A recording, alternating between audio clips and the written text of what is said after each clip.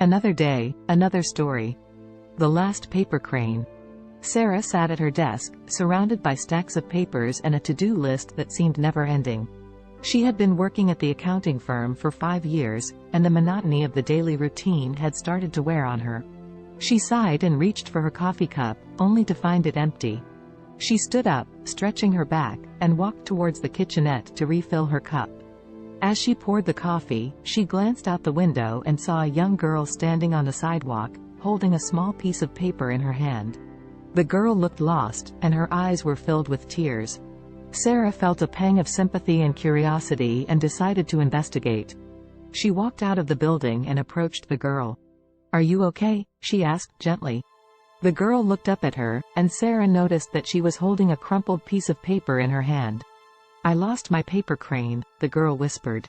Sarah's heart went out to the girl. "Do you want me to help you find it?" she asked. The girl nodded, and they started searching the area around the building.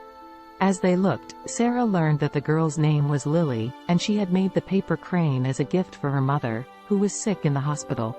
The crane was meant to bring her mother good luck and help her recover. Sarah was touched by Lily's story, and they continued searching, looking under bushes and around trees. After a few minutes, they found the paper crane, slightly torn but still intact. Lily's face lit up with joy, and she hugged Sarah tightly. As they walked back towards the building, Sarah couldn't help but feel a sense of emptiness inside. She realized that her own life had become so focused on work that she had forgotten about the simple joys and wonders of life. She had lost her sense of purpose.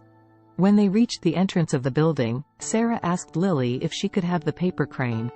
Lily hesitated for a moment, but then she smiled and handed it over. Sarah walked back to her desk and placed the paper crane on top of her pile of papers. Whenever she felt stressed or overwhelmed, she would look at the crane and remember the moment she had shared with Lily. The paper crane had become a symbol of hope, reminding Sarah that there was more to life than work and routine. Years later, Sarah left the accounting firm to pursue her dream of becoming an artist. As she packed her things, she came across the paper crane and realized that it was the last one she had ever made. She smiled, remembering the little girl who had taught her the importance of finding joy and purpose in life, and she knew that she was making the right decision. The end.